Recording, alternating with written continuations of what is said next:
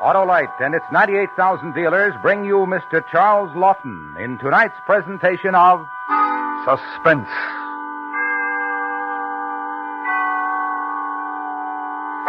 Tonight, Autolite presents the dramatization of an amazing document in which an unbelievable voyage is chronicled, beginning with that moment when Fletcher Christian led the men on HMS Bounty to mutiny. The Revenge of Captain Bligh. Our star, Mr. Charles Lawton. Well, Hap, you're doing a little reading? Looks like a good book. Well, it's not, Harlow. Sure can't tell a book by the cover. Well, it's the same with spark plugs, Hap. You may not always see it, but there's a big difference. What's the difference, Harlow? Well, in Autolite spark plugs, the difference is ignition engineering. That means that Autolite spark plugs are designed by ignition experts. The same Autolite engineers who build complete ignition systems for many of our leading makes of cars, trucks, and tractors. Spark plugs are the heart of the ignition system, and Autolite specialists know just how to design and build spark plugs for the finest all-round performance money can buy. Ignition engineering makes the difference with me, Harlow. Well, it should with every driver who is interested in long, smooth, and efficient performance. That's why millions of wise motorists specify and insist on world-famous ignition-engineered Autolite spark plugs, either standard or resistor type. Remember, from bumper to tail light, you're always right with Autolite. And now, Autolite presents transcribed Mr. Charles Lawton in The Revenge of Captain Bligh, hoping once again to keep you in suspense.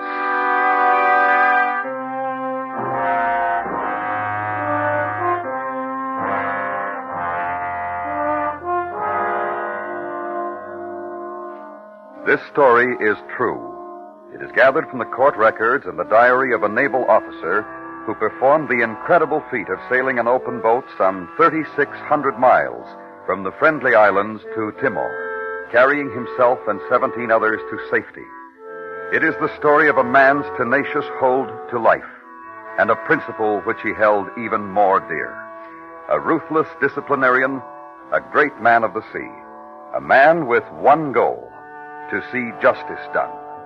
This, then, is the chronicle of Captain William Bligh, in command of His Majesty's ship, Bounty. All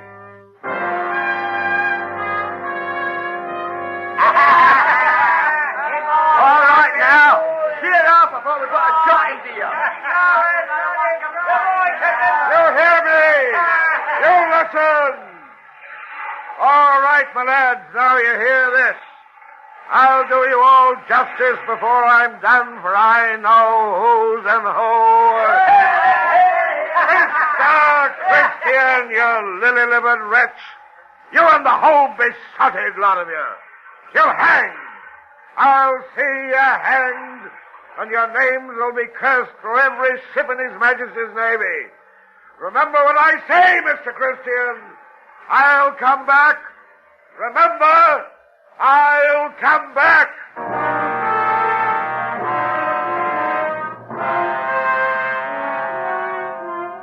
We were 19 in number. The size of the launch was 23 feet from stem to stern and rowed 6 oars.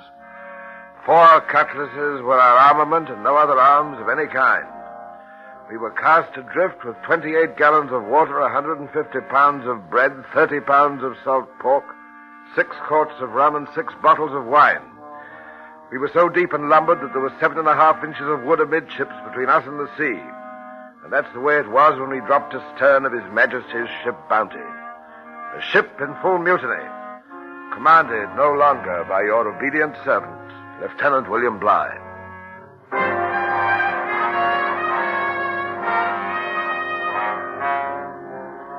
Having little or no wind, we rowed pretty fast toward the island of Tafo, which bore northeast about 10 leagues distant.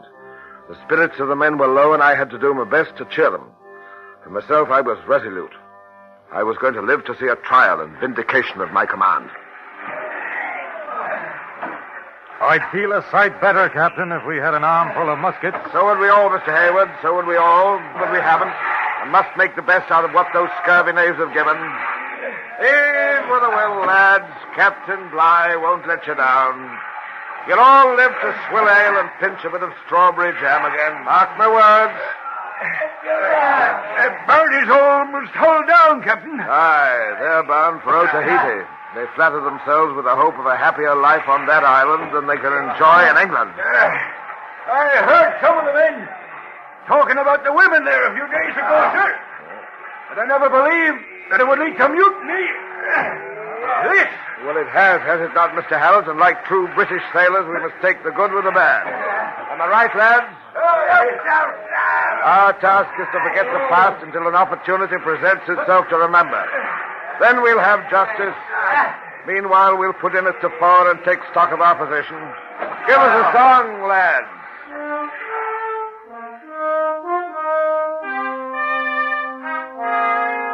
An easterly breeze sprang up, which enabled us to make sail, and we reached the fore in the evening, though not before dark. There being no anchorage and the shore so steep that we could not land, we were obliged to keep the boat under the lee of the island with 2 oars. Thus we spent our first night adrift. Captain Bligh, sir. Wake up. Not asleep, Mr. Hayward. What is it? Able Seaman Hall, sir. He's been at the water cask. So you say? Aye, sir. Able Seaman Hall. Aye, sir. You were drinking of the boat's water supply. I was thirsty. We got the island line over there. Come morning, we'll have all the water we want. You're familiar with the island of Tafalla Hall? You know we'll find water. You know the natives are friendly. They'll allow us to come ashore. You know nothing. Now I speak to every last soul in this boat. Our situation is dangerous, but not hopeless. If we maintain discipline, this we shall do. Able Seaman Hall, no water for 24 hours. That ain't fair. 36 hours, Able Seaman Hall. And you will address me as befits both your station and mine. Captain Bligh. Do you have anything else to speak of, Able Seaman Hall? No, sir. Captain. Very good. Quartermaster. Aye, sir. You will be in charge of the water casks. We shall determine the rationing after we have explored the island in the morning. That is all.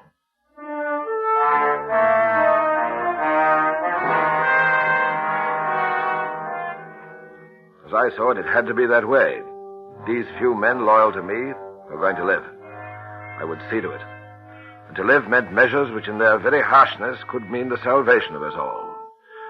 Little did we realize then that our lot on that first day was a veritable paradise compared to the hell that was to follow.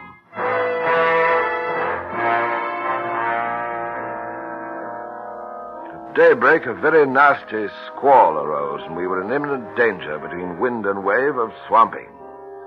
A great surf was running into the island, and it was not until later in the morning that we were able to effect a landing. This we did in a cove with a stony beach where I dropped the grapnel about 20 yards from the shore, which shelved very gently.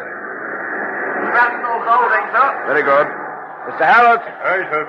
You will take 4 men, Linklater, Norton, Smith, and Samuel. Aye, sir. There is a possibility of finding breadfruit coconuts, but most important, water. However, I don't wish you to venture into the interior more than a quarter of a mile. Take 2 of the cutlasses. If you see any sign of natives, you are to return immediately. Very well, sir.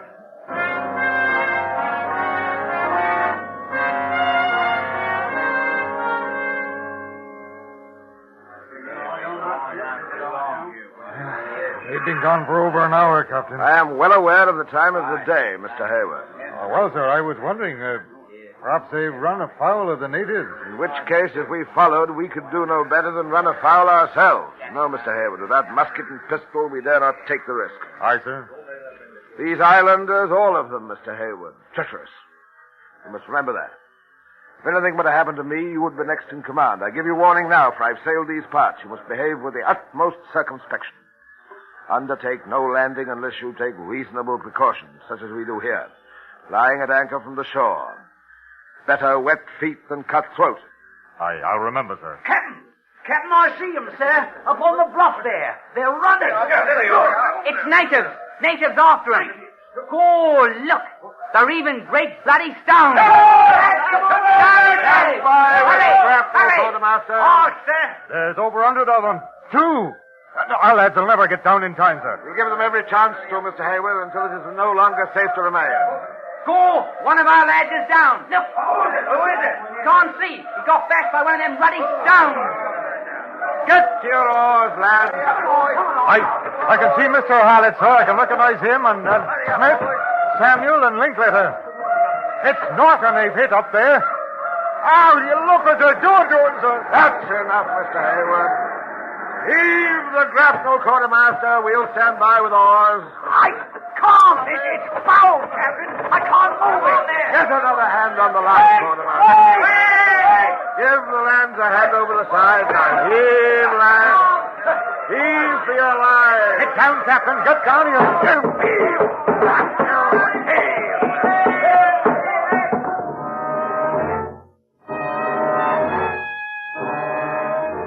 The natives were already wading to the boat, and one had his hand on the grapnel line. The grapnel, still foul, wouldn't give, and if I had not had a knife in my pocket with which I cut the rope, we would have all perished on that spot.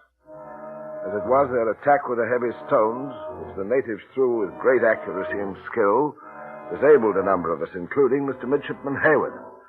The unfortunate Jonathan Norton, who had been felled on the bluff, was a loss I felt most keenly. Thus, we escaped the onslaught of the Tofoan natives and, setting sail, steered for the open sea. It was at this point that I decided to tell the men what was in my mind. Provisions are accounted for, sir. We lost 3 bottles of wine, 1 of rum, 5 pounds of pork in the attack. Bread is in good condition. Thank you, Mr. Harris. All right, lads. Here is the plan I have considered. I put it to you as the most reasonable for our well-being. Who is you, Captain? All right. We set a course for Timor, where there is a Dutch settlement. Timor? That's a full 1,200 leagues, Captain. Not in an open boat. In an open boat, Able Seaman Hall. 3,600 miles. The closest point of safety, unless you prefer the sanctuary of another Tofoa. Captain, begging your pardon, sir, but we have no maps. Precious few instruments. I am aware of that fact, Mr. Hallett. I say no.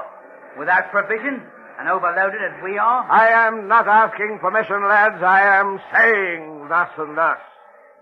I give you the privilege as sailors of His Majesty's Navy of knowing the captain's decision. A rare privilege indeed. From this moment, the rations will be as follows. 1 ounce of bread and 1/4 of a pint of water a day. The pork will be equally shared in 1 ounce portions every 2 days. I shall now demand your promise that you respect my order, for in so doing I promise you that you shall see England again. You have mine, sir. And mine? I'll give mine gladly, Captain. So be it. Break out the rum, quartermaster, a tot for every man. We'll drink to Timor.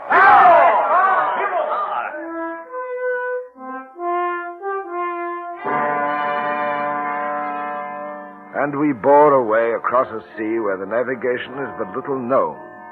In a boat 23 feet long from stem to stern, deeply laden with 18 men. I was happy to observe that at that moment almost everyone seemed better satisfied with his situation than myself. A condition which unfortunately was not long to exist.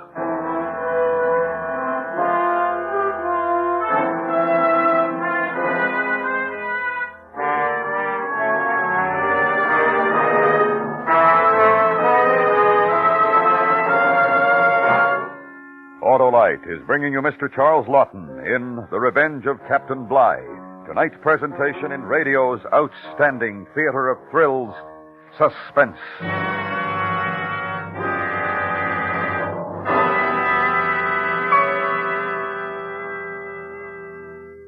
Say, Hap, have you had your car checked for spring? Well, no, I haven't, Harlow. Well, now's the time, and while you're at it, make sure you get those important spark plugs checked, too. They're the heart of your car's ignition system, and unless they're right, the chances are you won't get the smooth and efficient performance you should have. Right, Harlow. I'll see my Autolite spark plug dealer tomorrow. Sure, he's an expert on spark plug cleaning and adjustment, and if replacements are needed, he'll recommend ignition-engineered Autolite spark plugs, like the famous Autolite resistor spark plug, which gives smooth performance for twice as long as ordinary spark plugs. And the resistor spark plug is only one of a complete line of ignition-engineered Autolite spark plugs. Yes, sir, Hap. So, friends, see your Autolite spark plug dealer before hitting the road for spring and summer driving.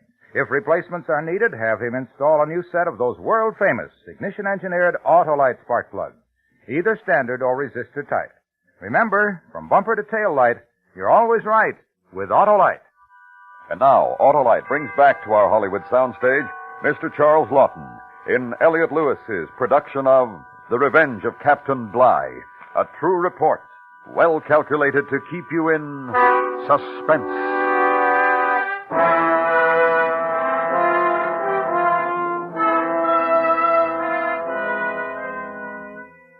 The remainder of that day and the following until noon, we made with sail 94 miles. We passed a number of islands, but did not venture to land, and so the hours passed into days. We logged our passage, 500-600 miles, always closer to England. Justice. The supply of food, meager as it was contentedly received by the crew, but we suffered great thirst. It was this thirst which nearly brought upon us a second disaster. The wet weather came upon us. First, it was a miracle from the heavens, a replenishment of our water supply. But as the seas rolled up and began to break over us, it became an agony of torment. We were never dry, not for an instant. And then one morning, after a severe blow in which we constantly bailed through the night, the rain stopped, the sun appeared, cold and wintry. Water and bread rations.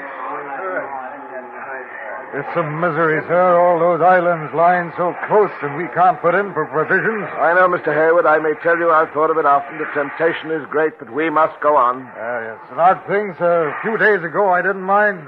I don't think the men did either. The scanty bread rations. But since that rain, I feel as though there were hot poker in my stomach. To prolong our lives with such as we have, Mr. Hayward, is preferable. This is our duty. Salt. The water's salt. Yeah. What's this? Water's turned salt in the cask, Captain. Not another drop, lads. Don't swallow a drop. Let me see. Foul. Throw it overboard. Must have happened last night, sir. Those waves breaking over us. Try the next cask. They can't all have spoiled.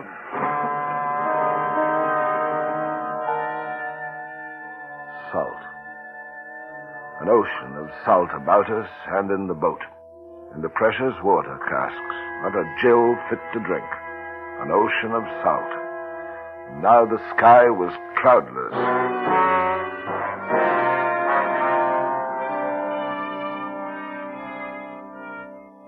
We endured this state for 2 days. On the third, able seaman Hall approached me in the stern.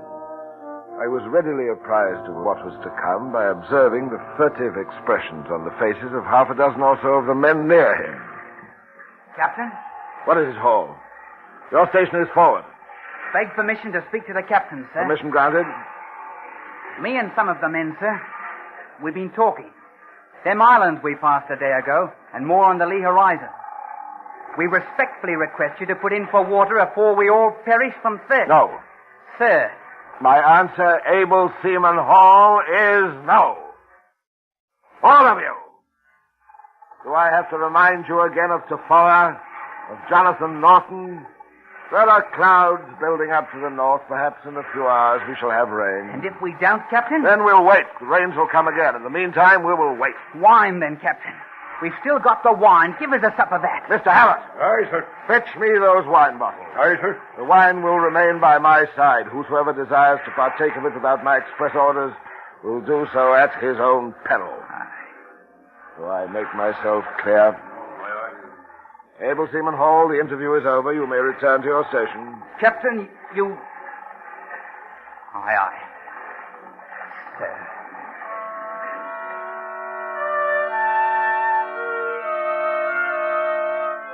I was apprehensive, to say the least. One calamity we had endured aboard the Bounty. And here, I could see dark stirrings again. It was Hall who was the ringleader, and it was he that I should have to watch most closely.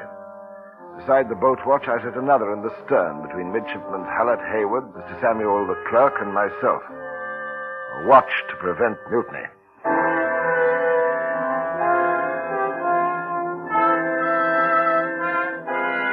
Providence smiled upon us the next day, and the rain fell in torrents. We replenished our supply, but equally were nearly swamped by the deluge.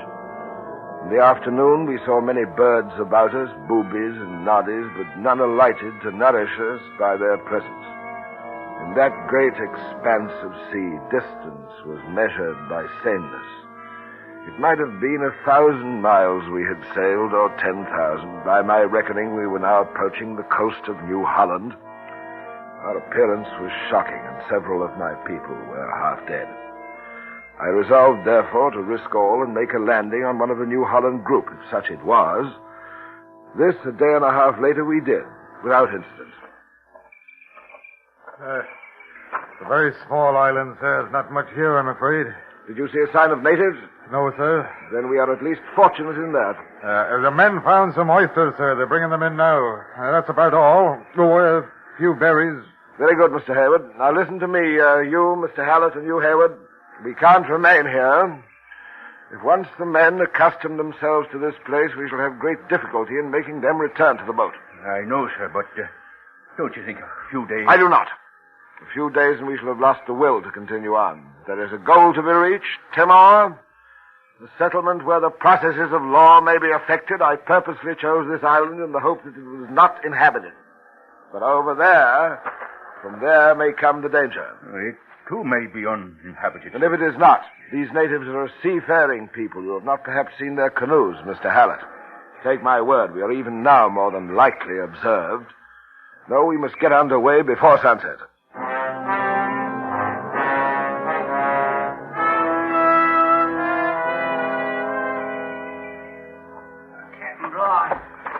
What is it, quartermaster? Where are the rest of the men? They say they aren't coming, sir. They'll take their chances here rather than the boat again. They say that? Yes, sir. Take me to them, Mr. Hallett, Mr. Hayward, the cutlasses, if you please. Follow me.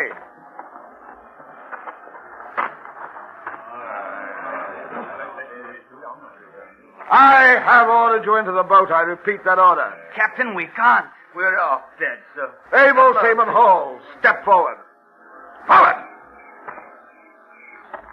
I am determined to preserve my command or die. Mr. Hallett, give this man a cutlass. Neither he nor any other man will cheat me of the justice which I will have. I have lived this long with that purpose. Hold! One or the other of us will have his way. You'll kill me. That is exactly what I intend to do. I am obliged, Mr. Hallett. Now, Hall, defend yourself. It ain't fair. I ask you, is it fair? No, it is not fair. Pick up your cutlass, man. Have mercy. Mercy, Captain. You nasty little beetle. Get into the boat before I cut your ears off. The whole lot of it. Now.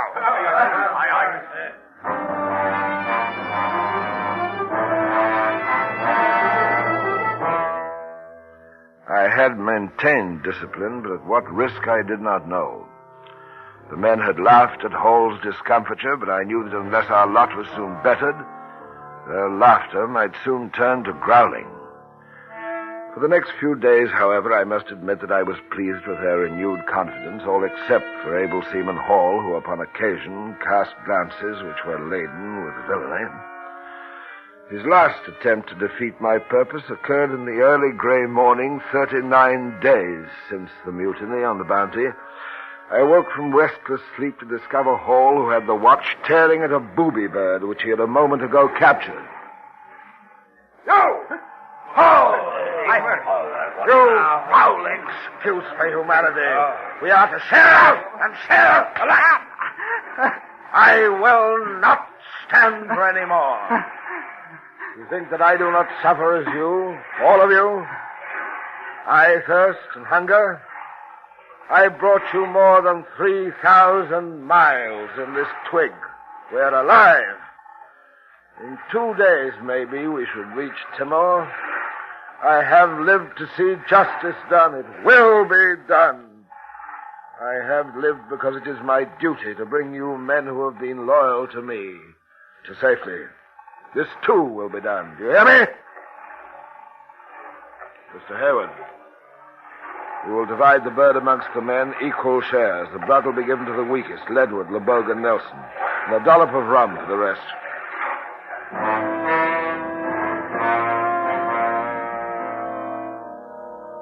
I remember that last day, the day that we sighted the island of Timor. I did not know where the Dutch settlement was situated, but had a faint idea that it was the southwest part of the island. I decided to make for that point.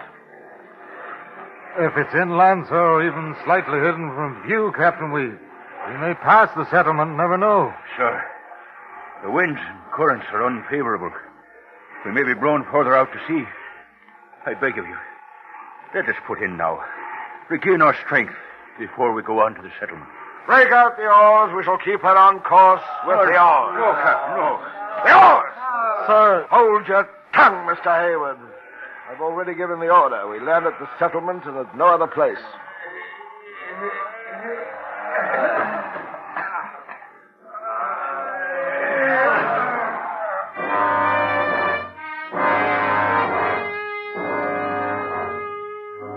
It was at daybreak of the next day that we came to a grapnel off a small fort and town which I later learned was Kupang, Dutch settlement of Timor.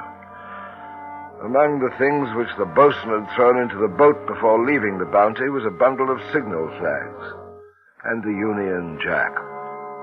These I now had hoisted in the main shrouds as a signal of distress, for I did not think it proper to land without leave. So ended our voyage.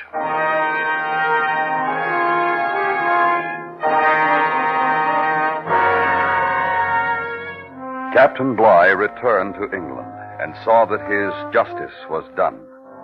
Some few of the Bounty mutineers were captured. 4 of them were hanged, 2 convicted, then later pardoned, and 4 others acquitted of the charges against them.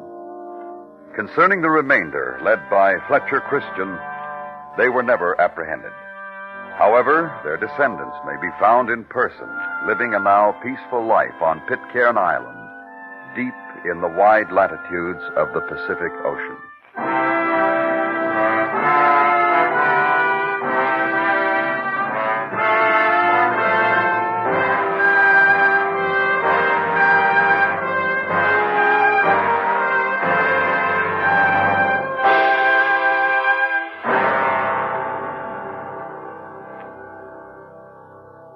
Suspense, presented by Autolite. Tonight's star, Mr. Charles Lawton.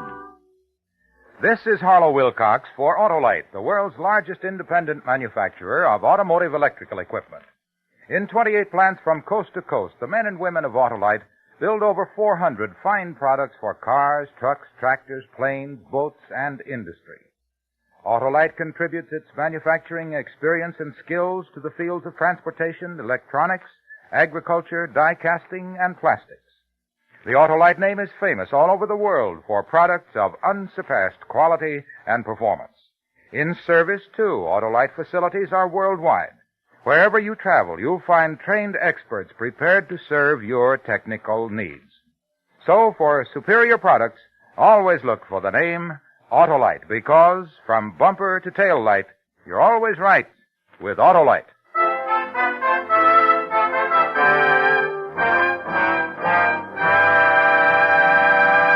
Next week, the terrifying story of a double murder and the woman who became involved in this criminal activity. It's called Weekend Special, Death. Our star, the First Lady of Suspense, Miss Agnes Moorehead. That's next week on Suspense. The Revenge of Captain Bligh was written for Suspense by Anthony Ellis. Suspense is transcribed and directed by Elliot Lewis, with music composed by Lucian Morwick and conducted by Lud Gluskin. Featured in tonight's cast were Ben Wright, William Johnstone, Charles Davis, Joseph Kearns, Anthony Ellis, and Larry Thor. And remember, next week, Miss Agnes Moorehead in Weekend Special, Death. You can buy Autolite standard or resistor-type spark plugs, Autolite Stay full batteries, or Autolite original service parts at your neighborhood Autolite dealer. Switch to Autolite. Good night. Autolite and its 98,000 dealers bring you Mona Freeman and Robert Wagner in tonight's presentation of Suspense.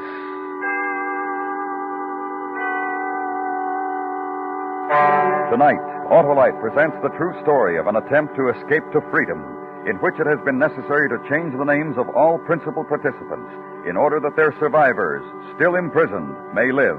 Listen, young lovers. Our stars, Mona Freeman and Robert Wagner.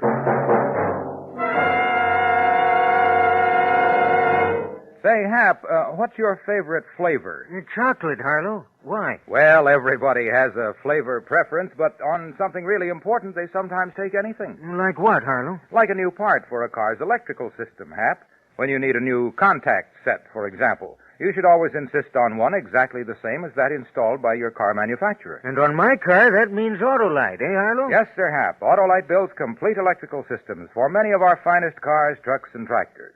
So, if your Autolite-equipped car needs replacements, always insist on Autolite original service parts. And what about cars that aren't Autolite equipped, Harlow? No matter what make of car you drive, always play safe by making sure the parts replaced are exactly the same as those originally installed. And for your Autolite-equipped car, the best is Autolite original service parts.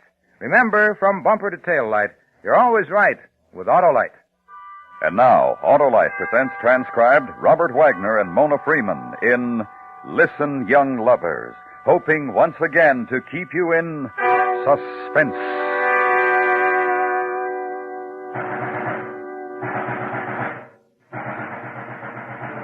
It was in Czechoslovakia a year ago. A high-vaulted room in a prison's turret, the city of Prague. There was a boy named Yenrik, and he was 21. And until this morning, he'd been a student at the communist-controlled university. And now he faced his inquisitors. Go to the window, Yenrik. Go on, Yenrik. Go to the window. Now, down there. Do you see the automobiles? The automobiles. Do you see them? Yenrik? Yenrik? Yes. Yes, I see them. And the people? Yes. And the building of the Ministry of War. Yes. Therefore, they exist because you see them. You understand, Yenrik? Please. Yes, what is it? Comrades. Of course, we are all comrades, Yenrik. This comrade, for example? Yes. You see his medals? Certainly, because they exist. And his sword? Yes. His head? Yes. His mind? Comrade, his mind? Or this comrade's mind, or... Shall we have you shot, Yenrik? Or is expulsion enough? What do you think, comrades? Shoot him. What was the book you were caught with, Yenrik? Varieties of Religious Experiences by Henry James. Western philosophy. Have him shot. Shoot him, have him shot, blood and blood and blood. Yenrik. Yes? To kill you would be to fail. You are clever. You think. Therefore, if you are clever for us, fought for us, we could win. Therefore, a victory for us, for communism. So go home. Go home and purge your mind. In about a day, I think, come to me and say to me, I am ready. Teach me to think. Teach me what you want me to know. Go home.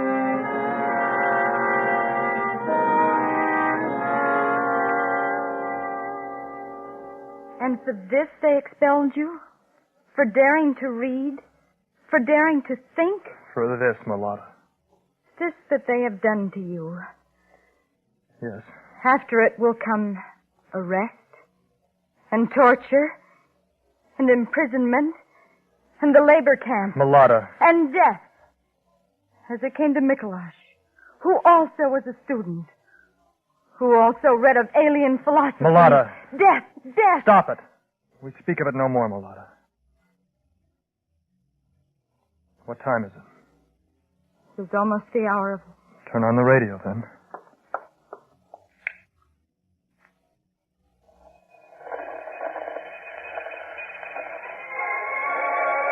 Lower. Turn it lower.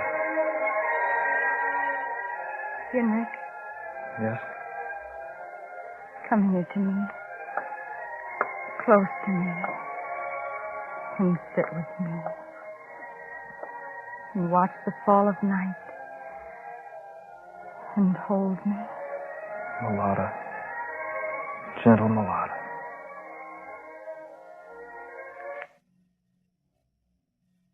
This is the voice of Free Czechoslovakia and the voice of Radio Free Europe, bringing you the news of the free world, bringing you the knowledge that you are not forgotten and the hope of your future liberation. The voice now of free Czechoslovakia. This is password Little Garden. Dear Mother, we know these are the worst times you have ever lived through, but you must believe that one day we will see you again. This is password Hephaistos, calling my friends from the Krumlov area. The border crossing was hard and exhausting, but it was a success. Now I am well and I see true freedom. Tonight, as we promised, we are going to tell you about the Free Europe College in Strasbourg. Like Radio Free Europe, the college is maintained by the voluntary contributions of the American people. It is for students who have escaped from the Soviet orbit, from Soviet tyranny, from Soviet terror, for students who have fled across the border and come to Germany, where they have found a climate of freedom and of learning. Henrik, why have you turned it off? Why? Shh. I thought I heard a step on the stairs in the hall. Yes, I did hear. Turn on the lights, Mulata. Quickly. Perhaps it's only the man who lives up.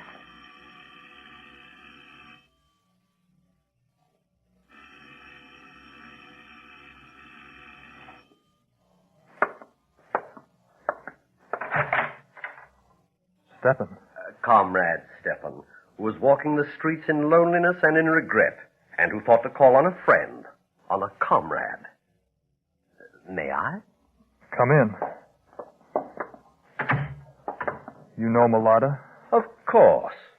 You brought her once to the university, and her sweet young face made such an impression amongst us. We talked of it, of you, of your lovely fiancée, Mulata.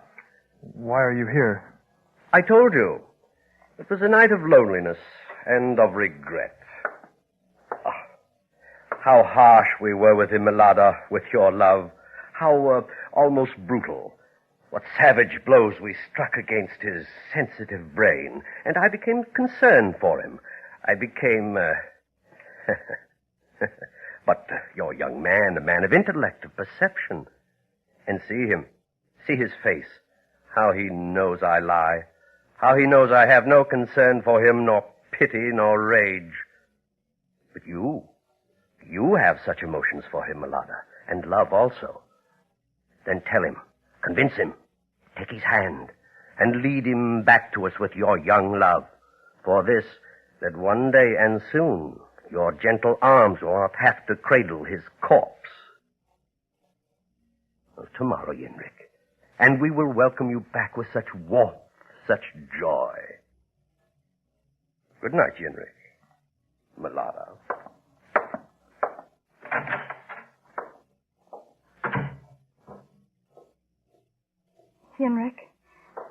Henrik, beloved. Yes. What was said on the radio? The Free Europe College in Strasbourg. For those who escaped. I cannot. You must, you will. Hear me. Not without you. Then with me. If not alone, with me. It is 300 miles. 300 miles of guards and border patrols and informers and dogs. Wilderness and hunger and hiding. With me. Yenrik. Yes. But it must be now. Immediately now. Get your coat. A scarf for your hair if you have candy bars. Yes. Quickly, Mulata. Quickly. Yes. My scarf, my coat, candy bars, and this. Take it, Yenrik. What is it? The same that I have for myself. A small bottle of liquid. Of poison that is kept here for insects and vermin. Mulata. If we are caught, we will drink it. Together we will drink it. In this way, they will never separate us. This way we will never leave each other. Yes.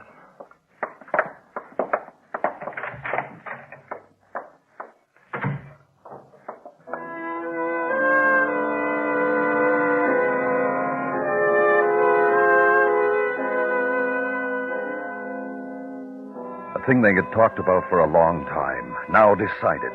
But how to get to freedom? No passports, so they dare not trust trains nor other public conveyances. Nothing but their feet to carry them. Two sweethearts out for a casual stroll. So they walked. Prague to Kladno, across the Tava River, swollen by spring rains, to Kraslice, and close to the border now. Lonely paths through the mountain roads, and across fields. To the young lovers, almost a pleasant adventure. Almost. Run. Run. Quickly. In.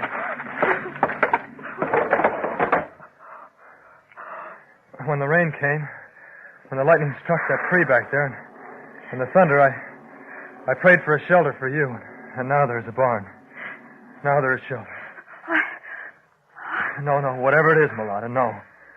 Don't move. Don't talk, but lie. See? There, near the wall. The straw. Hello. Go back to the house, son.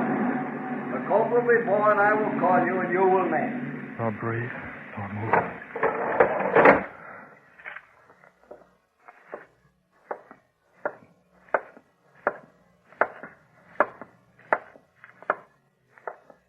Not yet, friend of mine. And what shall we name your colt, my son wants to know? Ludmila? And if a stallion, shall we name...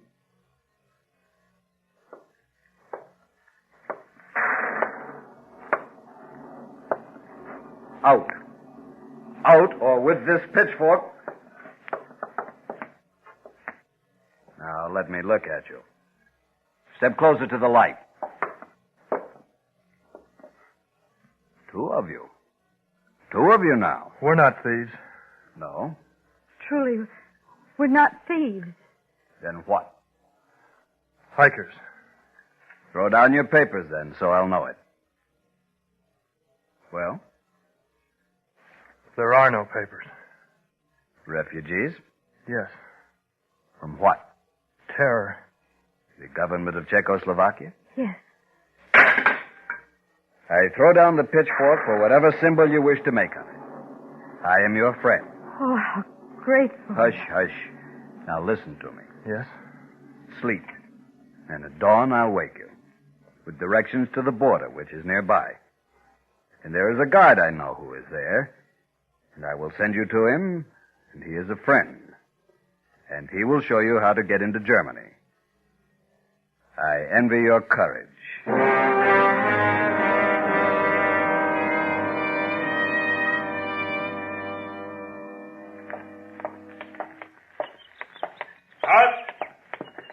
Raise your arms over your head. Do not fear. You are Radek, the guard who... I am Radek. Come forward. And you are the two who slept in my friend's barn. The pretty young girl and her young man. The refugees. Yes. He said you'd be our friend. Radek, show us how we can get into Germany. And for this we You are what?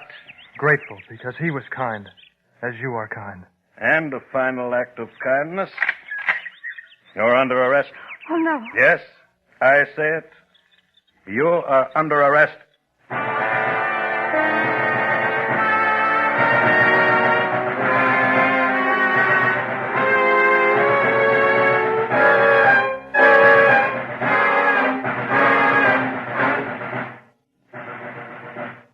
Autolite is bringing you Mona Freeman and Robert Wagner in Listen, Young Lovers. Tonight's presentation in radio's outstanding theater of thrills, Suspense.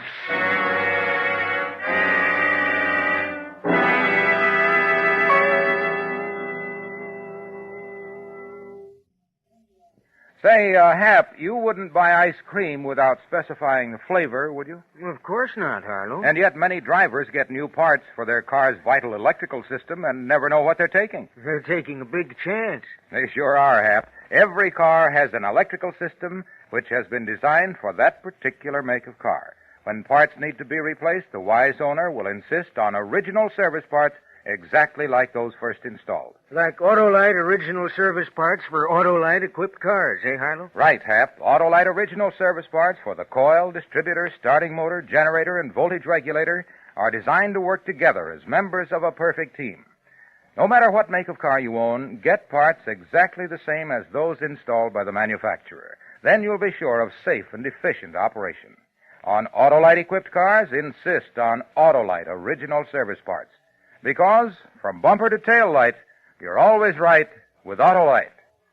And now, Autolite brings back to our Hollywood soundstage Robert Wagner and Mona Freeman in Elliot Lewis's production of Listen, young lovers, a true report, well calculated to keep you in suspense.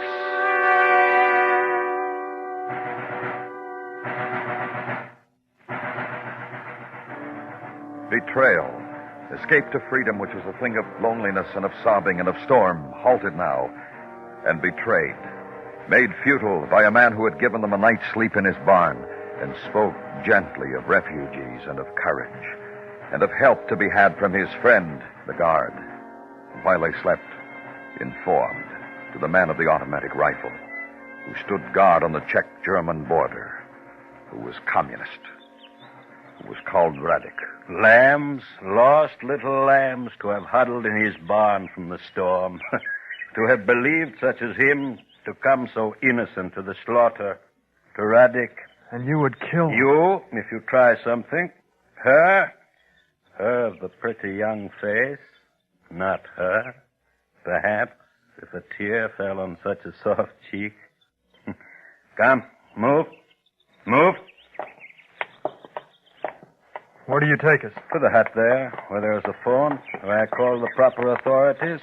Tell them Radek has snared 2 more. Radek? Radek? How soft you say my name, and without fright.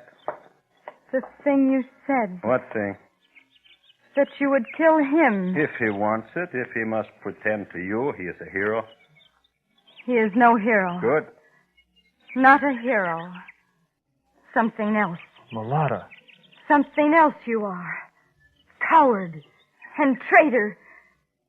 Student who is superior to all around him and arrogant and looks down upon those around him. Upon you, little one. Upon such prettiness as you. Henrik! Run, Mulata, run!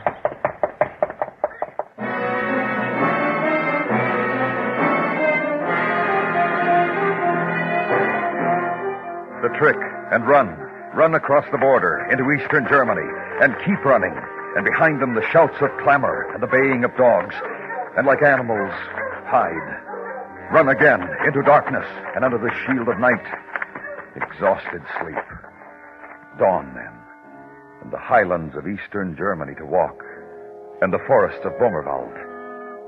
Dangerous to walk the roads because they spoke no German, therefore easily recognized as foreigners, easily arrested, and not dare ask for food, but walk where wilderness is, wander the bogs of Thuringerwald, and dig for food. Henrik, I have found another. Good. We will have a feast. Here, Mulata, under the tree. Shelter, warmth, food, and with my love. What more to ask? Freedom. Eat. I do not want to eat. You must. These berries and garnished with roots, and after we will hunt for... Lie close to the ground. Very close. Do not utter a sound. Breathe into the earth.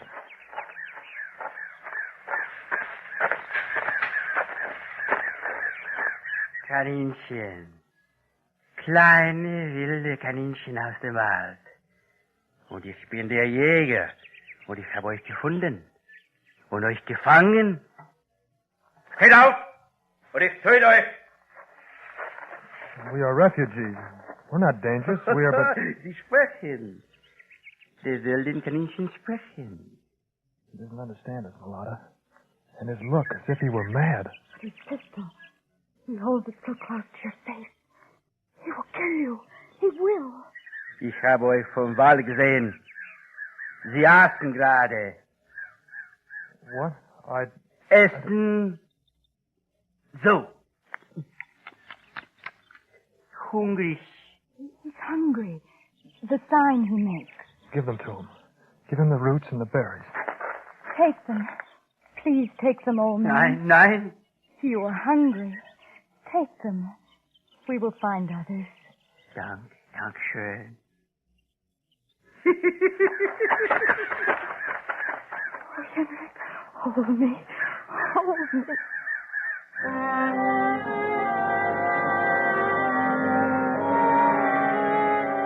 By now, they had lost all track of time. Some days they covered as much as 10 or 15 miles. Other days they knew they were lost and had to retrace their steps. And always there was the hunger. And always the feeling somehow that the trip would never end. I can't go on. I can't. Mulata. You go. You can make it. No. No, listen. What? Listen, can you hear it? A car. We must be near a highway. We'll ask someone for a ride. Yes. No. But... No. Suppose it's the communist who stops for us. Immediately there will be questions. Then there'll always be the bottles, Mulata. The bottles of poison. We'll die together, and that will be our victory. Yes. Then come.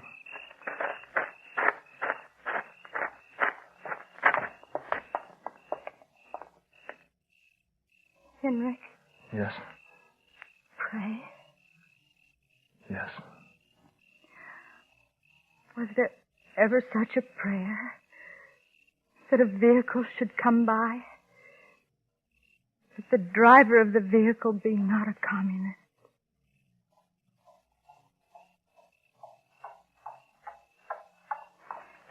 That the driver be not a communist?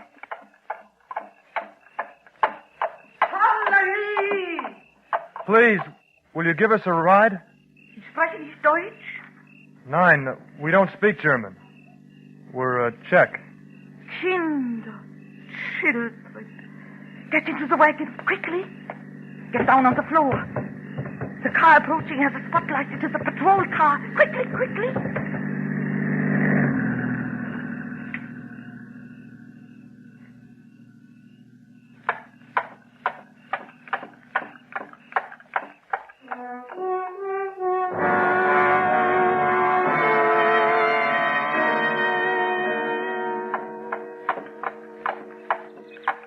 Over there. You see the bridge? Yes? It is the best time to try to cross it. Now, dawn. We don't know how to thank you. Driving all night. Oh, it is I who should thank you to have given me the opportunity to help kindle whatever flame of protest. Now listen. Take advantage of the trees along the road. Go from one to the other. Then the bridge. And then the American zone. Then freedom. God bless you both and be at your side. Holla-hee! Holla-hee! Quickly now, across the road.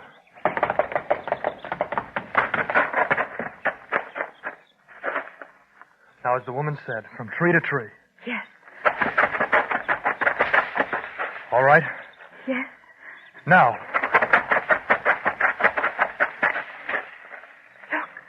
Look, at the bridge. Guards. 2 guards. Russians. Walking their post. And across the bridge is freedom. Across the bridge is life. Yes. While the guards are walking away. Yes.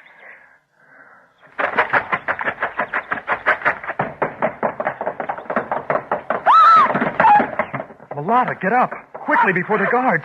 I can't. My ankle. I'll help you. I turned it. I'll help you. Arm around my shoulder. I can't. I think I must have broken it. The Russian guards. They've seen us. Henry! Run, beloved, run! Not without you. Leave me. The bottle. Leave me. I will drink of mine. Beloved. No separation. No torture. Yes. And I will drink of mine. Moja restaurant. Пошли со мной. Hey! Hey, what's happening here? What's the matter? Amerikanцы. 2 young people. Too much whiskey. Yeah? What do you think, Sarge? Well, they're on our side of the bridge. Please? But we'll take care of them. But they are our people. Our side of the bridge, Commissar. You see the marker? Our side. But Carry the girl, Nolan. I'll take care of the guy. but- Knock it off, Jack. Our side of the bridge. It belongs to us. What's the matter, sis? Too much of the booze? Boys. What? Sarge. Yeah? Poison. She said, yeah, the guy, too. Come on. Let's get a move on.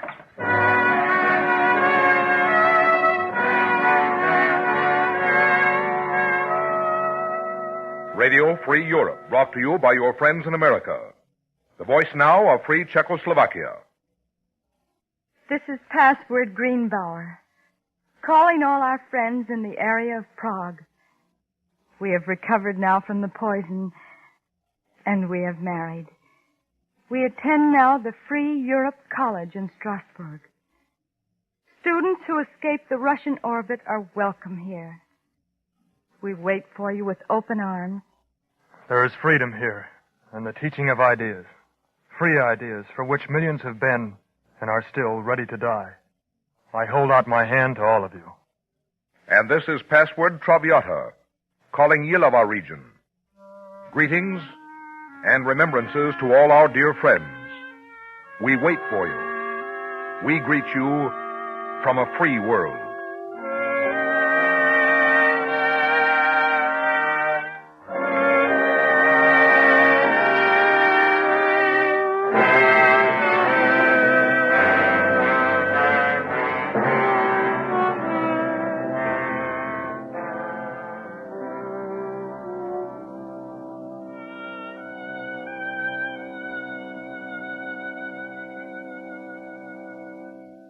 Suspense, presented by Autolite. Tonight stars Mona Freeman and Robert Wagner.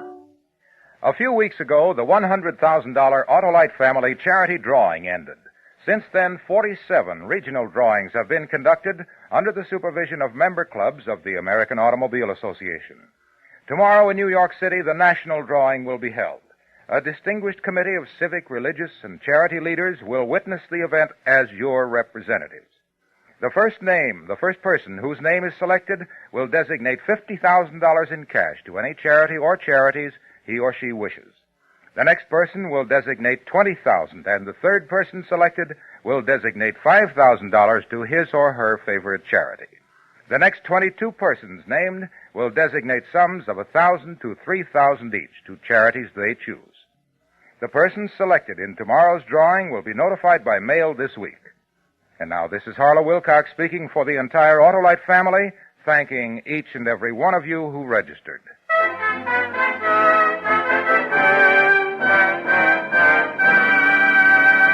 Next week, a classic study of suspense as we present a new dramatization of one of the most terrifying stories ever written. Wilkie Collins' A Terribly Strange Bed. Our star, Mr. Peter Lawford. That's next week on Suspense. Suspense is transcribed and directed by Elliot Lewis, with music composed by Lucian Morowick and conducted by Lud Gluskin. Listen, Young Lovers was adapted for Suspense by Morton Fine and David Friedkin, from the report of David Camelon. Featured in tonight's cast were Sam Edwards, Frank Goss, Larry Thor, Joseph Kearns, Steve Roberts, Harry Bartell, Lou Merrill, Jack Crucian, Edith Angold, and Jimmy Eagles. Mona Freeman appeared through the courtesy of RKO Radio Pictures, and Robert Wagner may currently be seen co-starring with James Mason and Janet Leigh in the 20th Century Fox picture Prince Valiant. And remember, next week, Mr. Peter Lawford stars in Wilkie Collins' story, A Terribly Strange Bed. You can buy Autolite original service parts, Autolite standard or resistor type spark plugs, or Autolite stay full batteries at your neighborhood Autolite dealers. Switch to Autolite. Good night.